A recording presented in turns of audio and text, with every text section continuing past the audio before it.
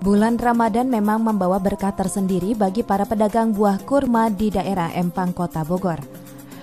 Buah kurma yang dikemas dalam dus seperti ini menjadi salah satu produk unggulan salah satu toko di kawasan Empang yang saat ini penjualannya terus meningkat.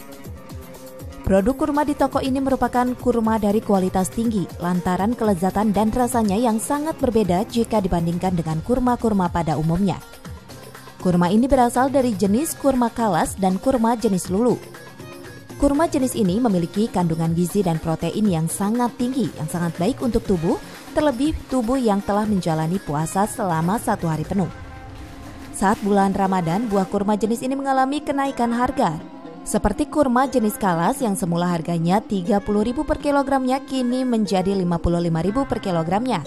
Sedangkan kurma jenis lulu yang semula harganya Rp40.000 per kilogram kini menjadi Rp60.000 per kilogram.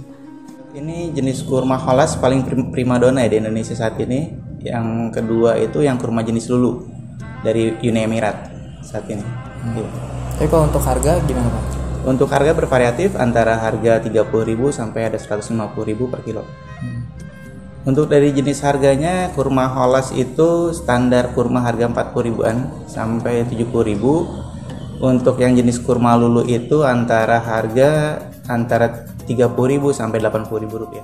Buah berasa manis dan lezat ini memang menjadi makanan utama menu berbuka puasa yang disunahkan oleh Rasulullah Shallallahu Alaihi Wasallam, sehingga banyak umat Muslim yang memburu buah ini pada saat bulan Ramadan. Dari Kota Bogor, tim liputan melaporkan.